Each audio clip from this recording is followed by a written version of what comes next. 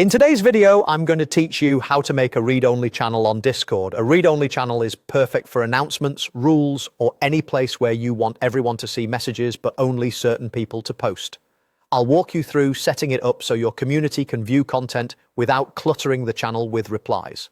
First, open Discord on your desktop or browser and head to the server where you want this channel. Choose the specific text channel you want to make read only. If you haven't created one yet, pick the channel that will host your announcements or rules so it's easy for members to find. Click the channel name to open its settings. You'll see an option to edit the channel, often represented by a small gear icon next to the channel name.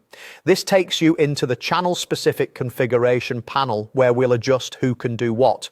Go to the permissions section. This is where Discord controls access at a channel level. You'll likely see roles listed on the left, including the default @everyone role. Select that role so we can set restrictions for all members by default. Open advanced permissions inside that same area. Discord uses 3 states for each permission: neutral, allow, and deny. Neutral means the channel follows server defaults or other role settings. Allow explicitly grants that permission, and deny explicitly blocks it for the selected role. To make the channel read only, set send messages to the deny state. You'll see it change to a red X. This stops members under @everyone from posting in the channel. Next, also set send messages in threads to deny.